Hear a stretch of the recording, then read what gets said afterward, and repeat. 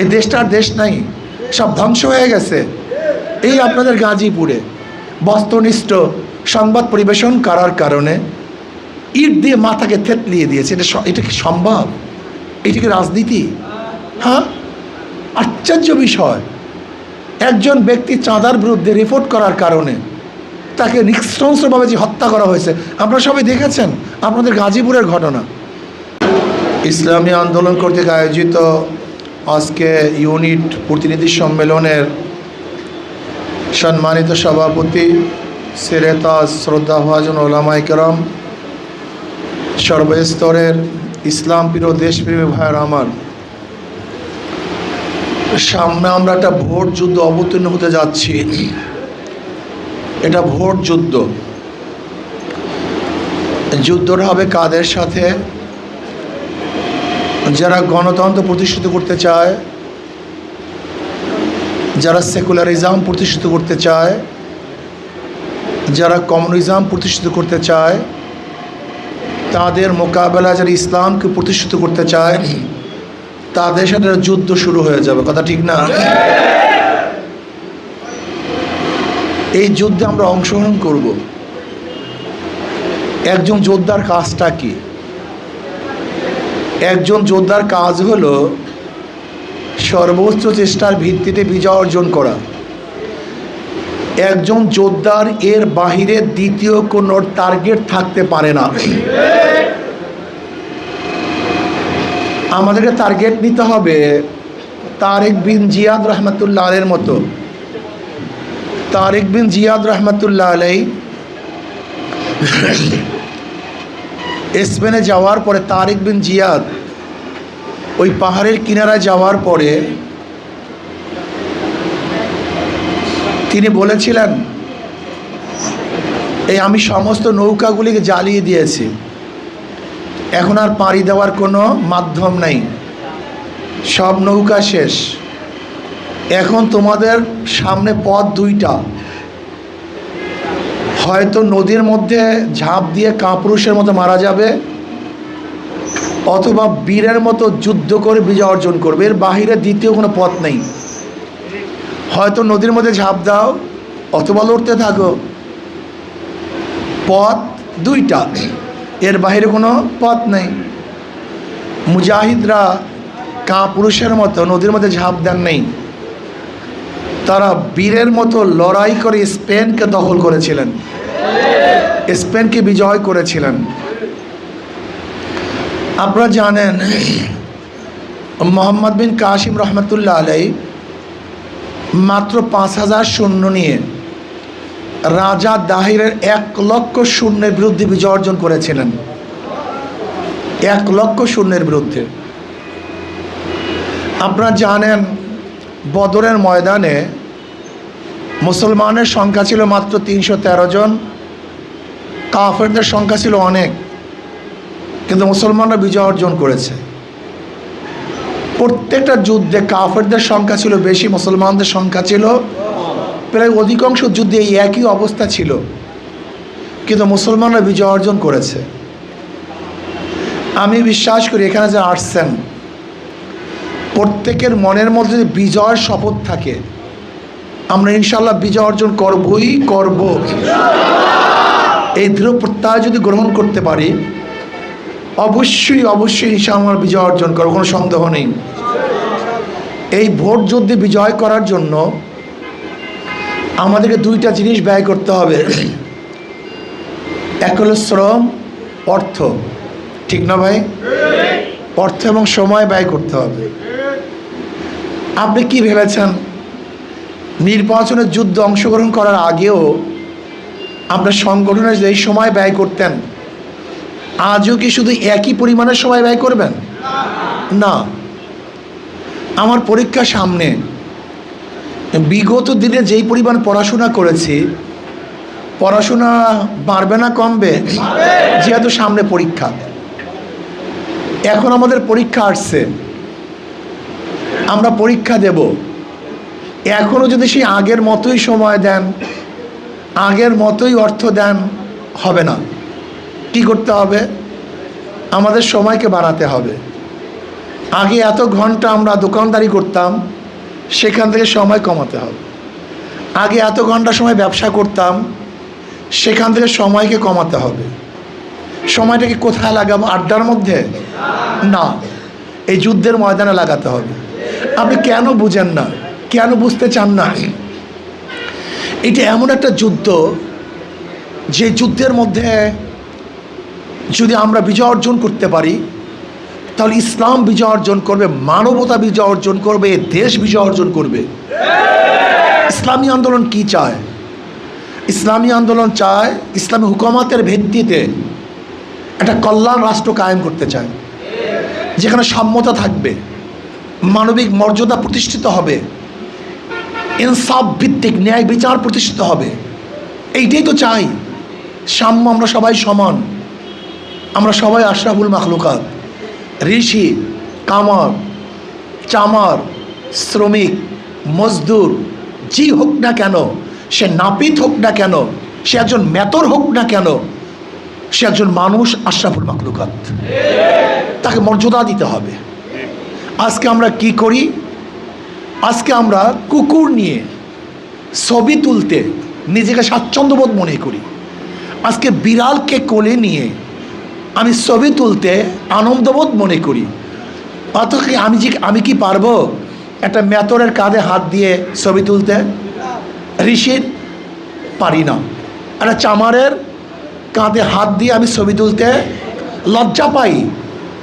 আশরাফুল মাখলুকাত নাপিতের কাঁধে হাত দিতে আমার লজ্জা লাগে, মুসির কাঁধে হাত দিতে আমার লজ্জা লাগে, মেতরের কাঁধে হাত দিতে আমার লজ্জা লাগে। অথচ কুকুরকে কোলে নিতে আমার লজ্জা লাগে না, বিড়ালকে কোলে নিতে আমার লজ্জা লাগে না। আপনি কি বুঝতেছেন? এই মানবতার অবস্থা কোথায়? চিন্তা করতে পারছেন? কোথায় মানুষ আর কোথায় কুকুর? কোথায় মানুষ আর কোথায় বিড়াল? না, আমরা কি চাই?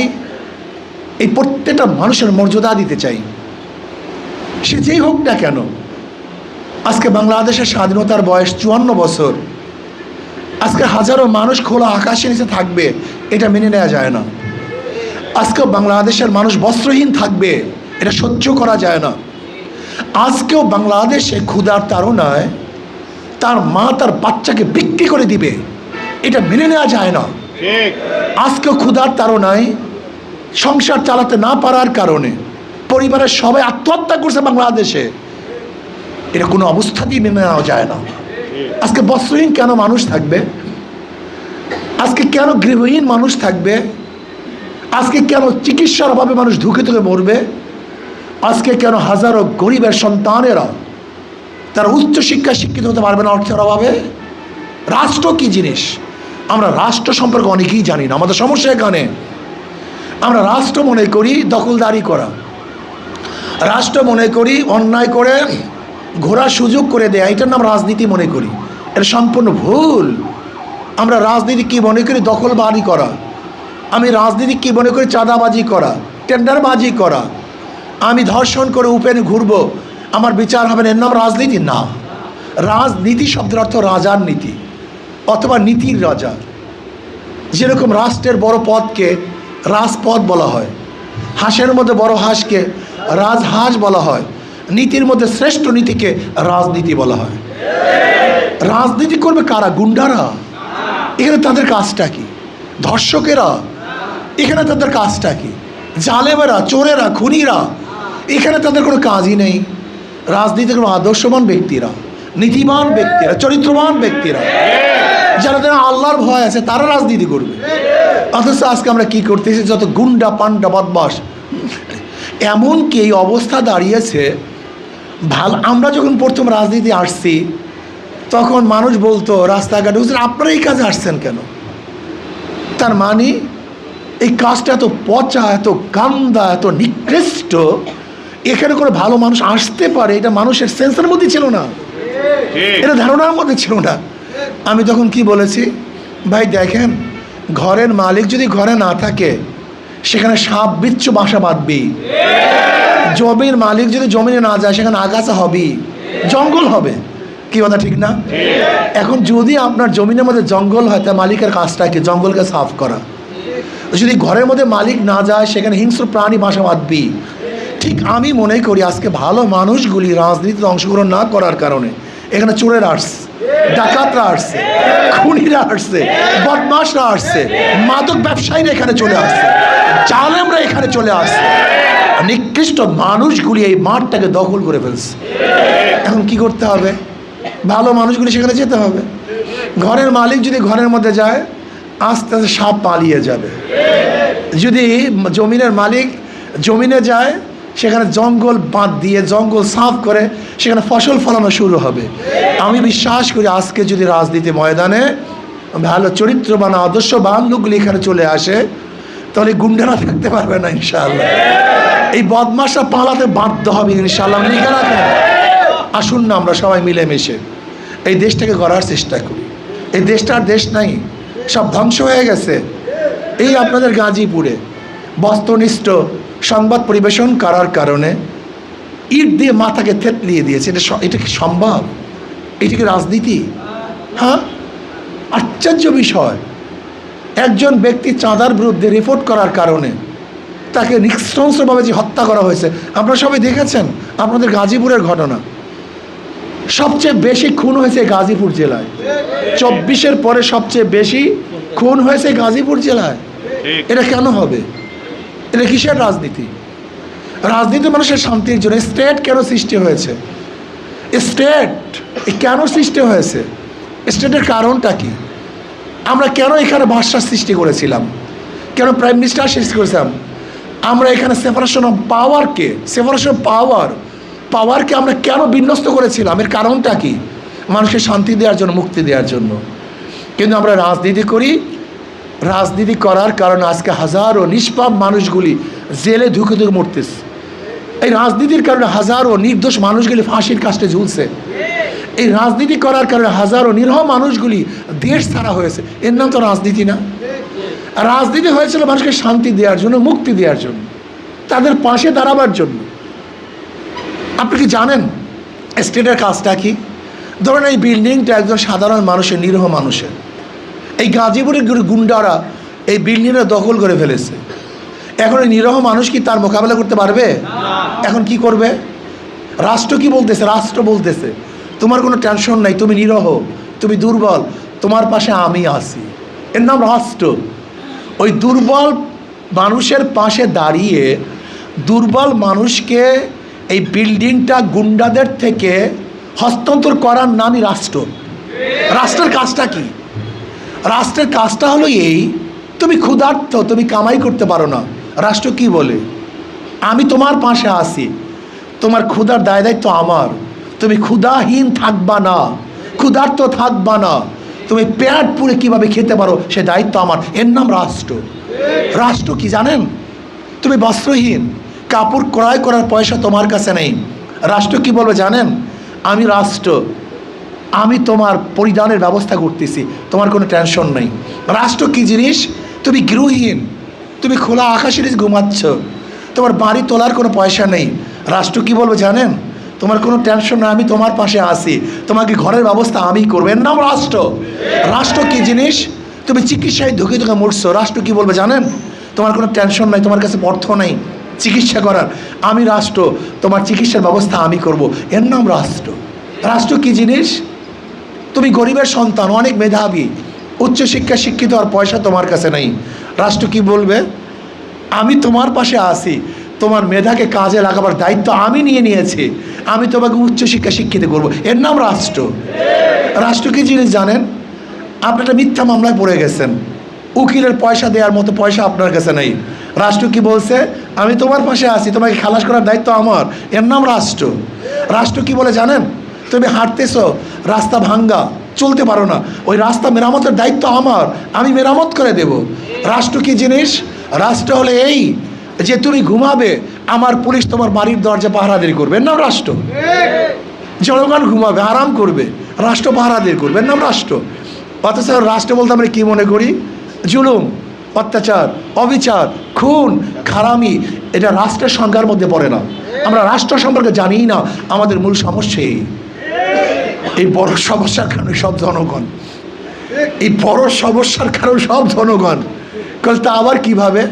আশ্চর্য বিষয়, আপনি একজন মসজিদের ইমাম নির্বাচন করার সময় কত পরীক্ষা নিরীক্ষা করেন।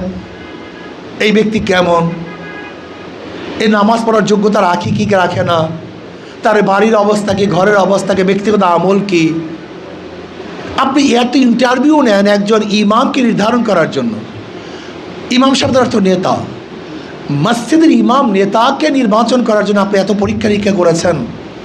আর রাষ্ট্রের নেতাকে নির্বাচিত করার সময় আপনার কি পরীক্ষা ছিল, আপনার কি ইন্টারভিউ ছিল? কিচ্ছু না। আজীব এক দেশ, আজীব এক দেশ, আজীব এক দেশ। ইমাম সাহেবের পিছনে হাজারো গাঁজাখোর, মদখোর, হাজারো খারাপ লোকগুলি নামাজ পড়ে, কিন্তু সে কি বলে, মুক্তাদি কি বলে, আমি খারাপ হই, ইমাম সাহেব ভালো হতে হবে। কি বলে, কি বলে না, কি বলে, আমি খারাপ হই, ইমাম সাহেব। তা তুমি এই কথা কেন বলো না, আমি খারাপ হই, আমার এমপি ভালো হতে হবে, আমি খারাপ হই, আমার মিনিস্টার ভালো হতে হবে, আমি খারাপ হই, আমার প্রেসিডেন্ট ভালো হতে হবে, আমার প্রাইম মিনিস্টার ভালো হতে হবে। অথচ তুমি কি বলো রাষ্ট্র নির্বাচন করার সময়, তাহলে আমি যেই পরিমাণে খারাপ, আমার এমপি তার চেয়ে বেশি খারাপ হতে হবে। আমি সেই পরিমাণের চোর, আমার এমপি তার চেয়ে বড় চোর হতে হবে। আমি যত বড় ডাকাত, আমার এমপি তার চেয়ে বড় ডাকাত হতে হবে। এর জন্য তো রসগোল্লা হয়ে গেছে, গোল্লায় গেছে সব। আসো, এই যুদ্ধ অবতীর্ণ হয়েছে, এই যুদ্ধ বিজয় অর্জন করতে হবে ইনশাআল্লাহ। নহে সমাপ্ত কর্ম মোদের অবকাশ কোথায় বিশ্রামের। আজকের থেকে ইনশাআল্লাহ সময় ব্যয় করব, অর্থ ব্যয় করব। হাজারো মানুষ এখানে আছেন যারা 24টা ঘন্টা সময়, ঘুমের সময় টেনশন করে এই সমাজকে কিভাবে পরিবর্তন করা যায়, কিভাবে সমাজকে বিনির্মাণ করা যায়। আজকে ইনশাআল্লাহ এখানে যারা আছেন 24 ঘন্টা সময়ের মধ্যে মিনিমাম 12 ঘন্টা অথবা 8 ঘন্টা অথবা 6 ঘন্টা, মিনিমাম 4টা ঘন্টা সময় আগামী পরীক্ষা রেজাল্ট বের হওয়ার আগ পর্যন্ত 12, 8, 6, মিনিমাম 4টা ঘন্টা সময় আমি আল্লাহর জমিন, আল্লাহর হুকুমতকে কায়েম করার জন্য ব্যয় করার জন্য রাজি আছেন ইনশাআল্লাহ? কি সবাই রাজি আছেন? হ্যাঁ, মিনিমাম 4টা ঘন্টা সময় এই যুদ্ধের সময়, পরীক্ষার সময়। কেউ 12 ঘন্টা, কেউ 8 ঘন্টা, কেউ 6 ঘন্টা, কেউ 4টা ঘন্টা ইনশাআল্লাহ আল্লাহর জমিন, আল্লাহর হুকুমত কায়েম করার জন্য ব্যয় করবো। রাজি আছে ইনশাআল্লাহ? কে কে রাজি আছে? 2 হাত তুলে নারায়ে তাকবীর, নারায়ে তাকবীর। আলহামদুলিল্লাহ। আমি অনেক জায়গায় বলি, আপনি আল্লাহর কুতুবকে এত ভালোবাসেন, শায়েখ রহমতুল্লাহকে মোহাব্বতে গদ, হাত পাখিকে মোহাব্বত করেন, আপনার সংগঠনকে মোহাব্বত করেন, ইসলামী আন্দোলনকে মোহাব্বত করেন, অথচ আপনার তরফ থেকে একটা ফেস্টুনি দেন নেই, একটা ব্যানার দেন নেই। মোহাব্বত, এটা ফাইজলামি, এটা ফাইজলামি। আমি সন্তানকে মোহাব্বত করি, তার জন্য সব কিছু উজাড় করে দিই। স্ত্রীকে মোহাব্বত করি, তার জন্য সব কিছু উজাড় করে দিই। আমি আমার সংগঠনকে মোহাব্বত করি, তার জন্য কি উজাড় করেছেন, কি ব্যয় করেছেন আমাকে বলুন। একটা ব্যানার দেন নাই, একটা ফেস্টুনি দেন নাই। আপনি সাতার মোহাব্বত করেন, যাকে যে মোহাব্বত করে তার জন্য সে ত্যাগ করে, যাকে যে মোহাব্বত করে তার জন্য কি করে। আপনি কি ত্যাগ করছেন? কোনো ফেস্টুনি নাই তো, ব্যানার নাই, পোস্টার দেন নাই, এয়ানত দেন নাই। মিনিমাম কয়েকটা ব্যানার, কয়েকটা ফেস্টুনি, যে যত পারেন ইসলামের প্রচারের জন্য ফেস্টুনি দেবেন, ব্যানার দেবেন, সময় দিবেন, অর্থ দিবেন, পরিকল্পিতভাবে কাজ করবেন। আমার উপরে যে দায়িত্ব, সেই দায়িত্ব ইনশাআল্লাহ পালন করবো। আল্লাহ আমাকে এবং আমাদের সবাইকে, আমাদের এখান থেকে ডাক্তার হানিফ সাহেব হাত পাকা প্রতীক নির্বাচন করবে ইনশাআল্লাহ। আল্লাহ আমাদের সবাইকে কবুল করে নেন। হানিফ সরকার সাহেব কি